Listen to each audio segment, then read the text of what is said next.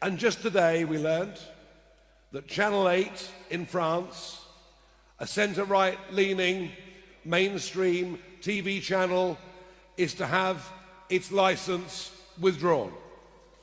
Vance was right. But that attack on free speech also happened tonight here in Camborne. What you saw outside this hall this evening was an organisation called Antifa. They are hard left communist political actors who were intent on shutting us down, intent on this exercise in democracy that is happening here in Cornwall tonight. They were intent on shutting it down. Well, let me give a message to Antifa. Let me give a message to two-tier Keir Starmer. Let me give a message to all of them. We will not be cowed. We will not be silenced by anybody. We are the British people, and we want a common sense government back in charge of our country. We're going to fight for it, and we are going to win. We're going to win. We are going to win.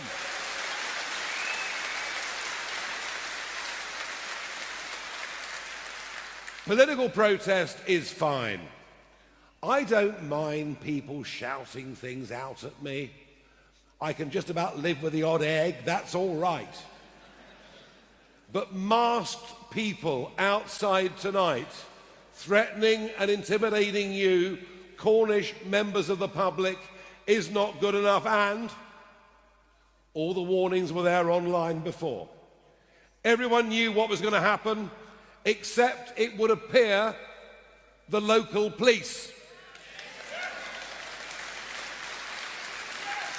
And I will be writing to the acting chief constable to say, stop looking at what people say online and allow democracy to flourish in Devon, Cornwall and the whole of the West Country.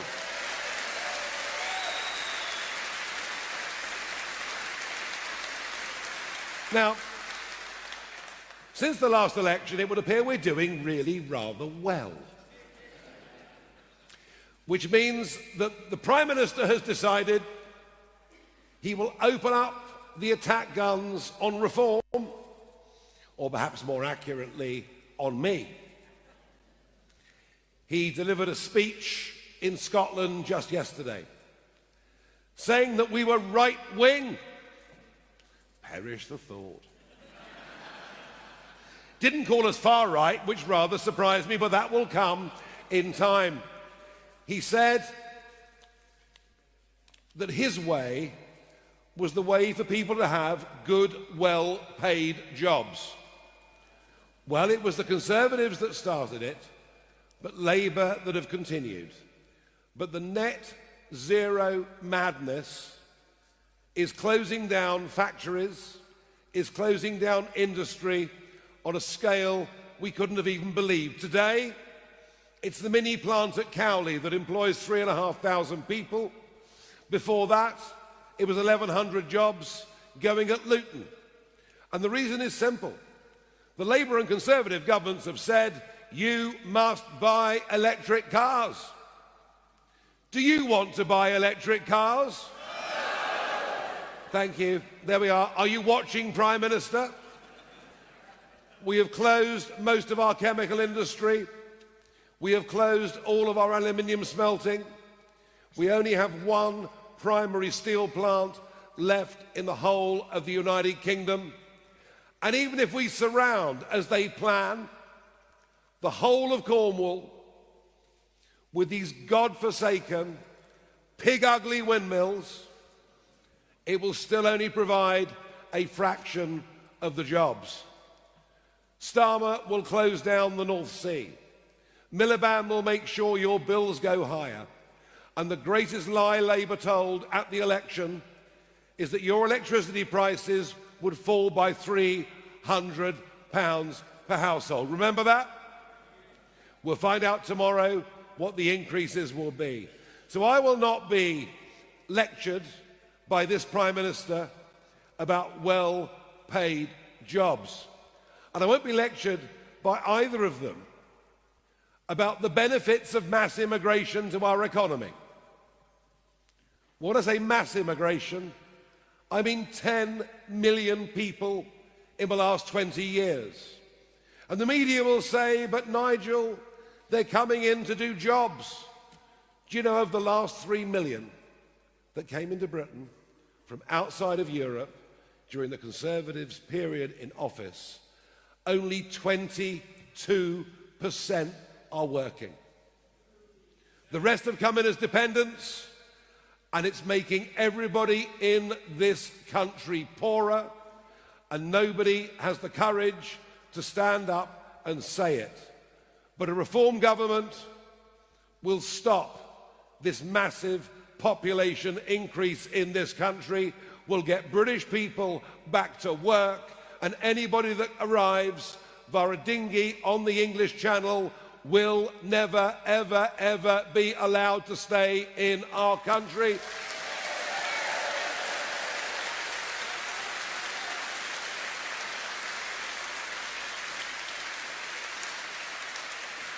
And we will do it by facing up to the truth. I mean, can you believe that one person couldn't be deported because his kid liked chicken nuggets? We will leave the European Convention on Human Rights and restore the sovereignty of this country. And meanwhile, Brexit voting Cornwall has been betrayed not just by a Conservative government in 2019 that never believed in it, but used it for political opportunity, but now Starmer, who is crawling back towards the European Union, signing us up to EU food standards, to be overseen by the European Court of Justice, on the verge of signing us up once again to the free movement of people of anybody under 30. I gave up the best years of my adult life to campaign for this country to leave the European Union and to get back its sovereignty. And all those years that I led UKIP, everybody told me I was wasting my time. I was whistling in the wind.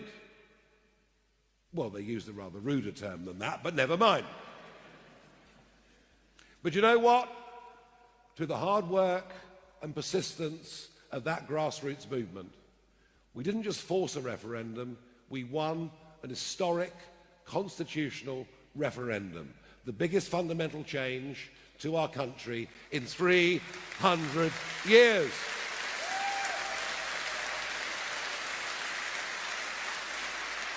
And I was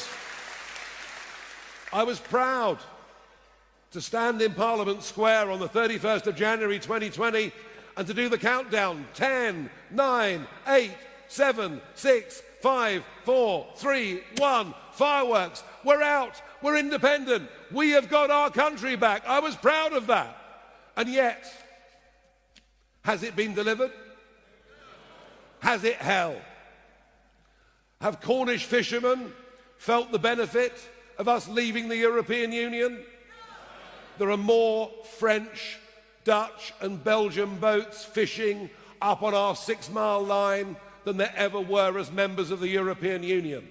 Our fishing fleets are put under by the MMO and the MCA, levels of regulation never seen before. And I say this as I have a family member involved in the fishing industry in your great county. Are our farmers better off outside the European Union? No, with Labour's relentless and now merciless attack on all of those that live in our rural communities. We have been let down. We have been betrayed on Brexit, but it's even worse than that. The truth of it is that our country is in deeper trouble than anybody in public life even cares to admit.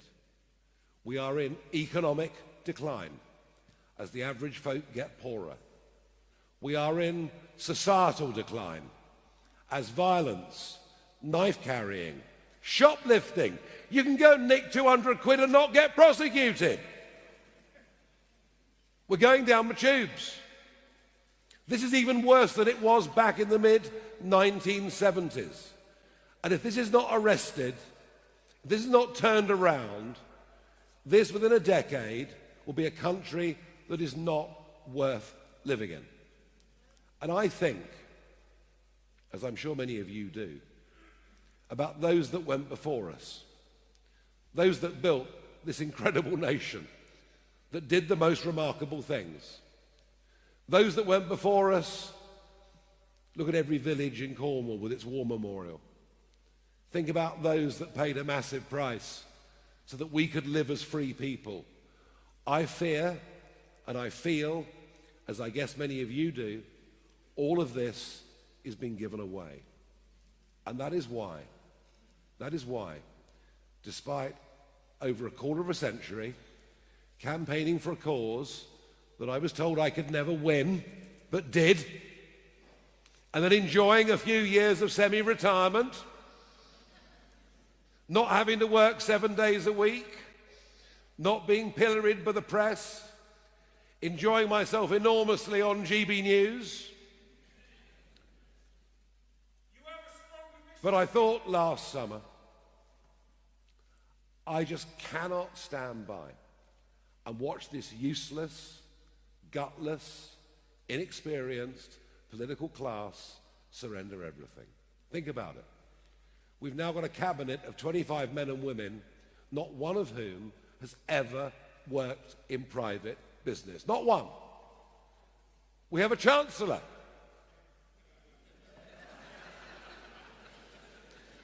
Dubbed by our comic, our northern professional comic, who's given it up to become an MP, Lee Anderson, who dubbed her Rachel from accounts, who tells us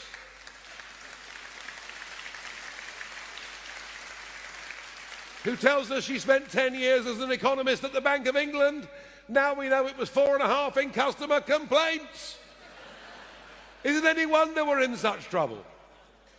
And a business secretary, Jonathan Reynolds, who's never had a proper job in his life, who tells us he's a solicitor when he's never been qualified, which is a criminal offence. And I can tell you tonight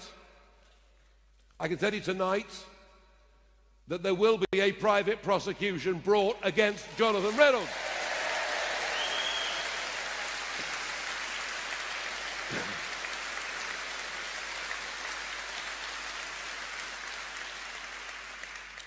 On the big international picture, Keir Starmer is off to the White House on Thursday. Much will be discussed, including the wholly unnecessary surrender of the Chagos Islands. We own them, yet we're prepared to pay £52 billion over the next 99 years to give it away. I hope Trump tells Starmer, Lord Hermer, and this bunch of human rights lawyers who seem to hate our country where to go.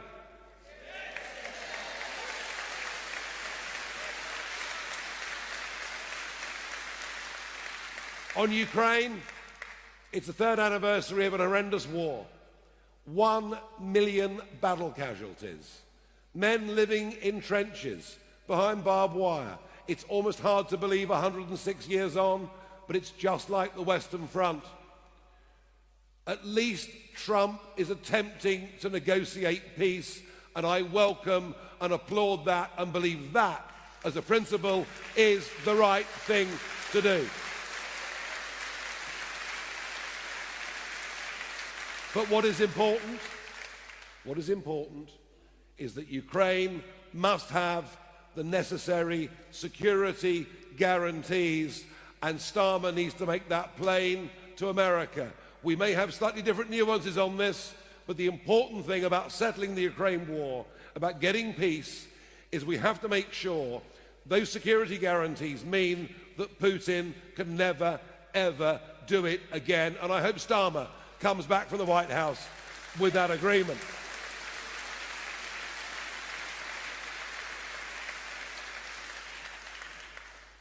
But whilst we are, on the one hand, the most realistic about the mess this country's in, and frankly, about the pathetic leadership that is given by a Labour Party. I mean, they're also bloody miserable, aren't they? And a Conservative Party that has completely and utterly lost its way, with a leader who appears to be lazy, with a leader who comes up with bizarre conspiracy theories about our membership, our live ticker. Have you seen the live ticker? I'm obsessed with it. Today we've gone through 214,000 paid up members.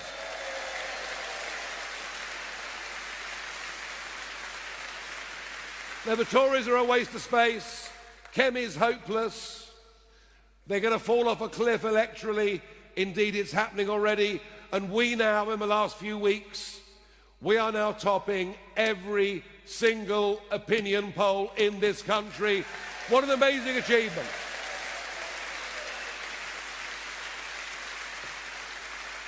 But we have to convert theory into reality. I am here in Cornwall tonight to deliver to you this message. At the last general election, across the 6 now parliamentary constituencies, all of which were Conservative, 4 of which are now Labour, 2 of which are now Liberal Democrat. We scored 16.6% of the vote on the 5th of July last year. An average of the latest polls in Cornwall puts us over 25% and says that if there was a general election tomorrow, Reform would win St Austell and Newquay and Cornwall South East. How about that?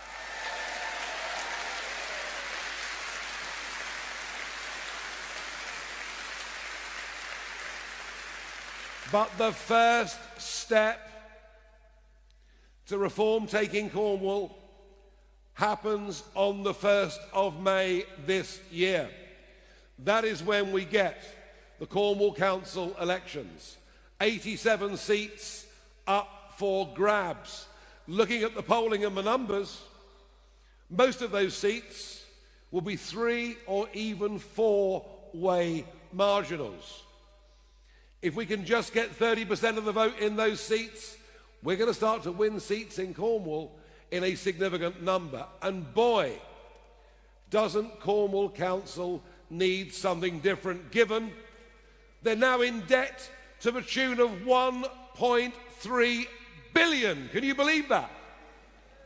Can you believe? How on earth, in a county the size of Cornwall, can you have run up a debt of 1.3 billion?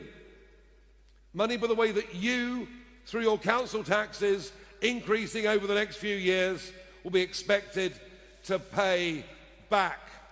So we need some voices of common sense on Cornwall Council. We need lots of voices of common sense on Cornwall Council, don't we? But what do we need to do? We need to learn a lesson from the Liberal Democrats. No, we're not going to shoot any dogs or anything like that, don't worry. But the Liberal Democrats work at grassroots politics. We need people not just to join us as you've all done, and thank you. We need people not just to come to Cambrai this evening, braving the vile yobs outside as you've done. No, we need people to stand up and be candidates. I'm pleased to say we've nearly vetted everybody to fill the 87, but we are a little short. We need 1 or 2 more of you, half a dozen of you perhaps, to come and stand up this evening and say we'll do that. But we also need people to deliver leaflets through doors in their streets, their villages, their hamlets, their towns, wherever they live. We need you to go out and recruit us more members. We need those of you who want to do it, to support candidates and go out with them and knock on doors and hold stalls and hold street markets if we together collectively get together behind the 87 and one or two more that come along this evening and join as candidates, if we do that, we will achieve a massive success in Cornwall on May the 1st this year, which will lead the way to Reform dominating the next general election in Cornwall. Is that what we want to achieve? Is that what you're going to help me with? Are you ready to make the commitment to help this great cause? Are you ready to do more? Well, please, let me ask you, stand up if you're prepared to be a candidate. Stand up if you're prepared to deliver leaflets. Stand up if you're prepared to speak to your neighbours. Stand up if you want to help others to join. Stand up. Are we going to fight for reform? Do we want our country back? This is incredible. Thank you. At the end of this meeting, all around this room, you will see the branches. Go to the table, go to the stand with your branches on, and remember, you've stood up, I've looked you in the eye, you've promised you're going to make a contribution, and I know you're going to do it, and I know whenever I come back here next, Reform UK will become the dominant force, not just in Cornwall politics, but in British politics, and we'll bring back courage, we'll bring back leadership, we'll bring back patriotism, we'll bring back belief in who we are, we'll bring back the idea that our kids must no longer be poisoned at school, and we will, to quote a friend of mine, make Britain great again. Thank you.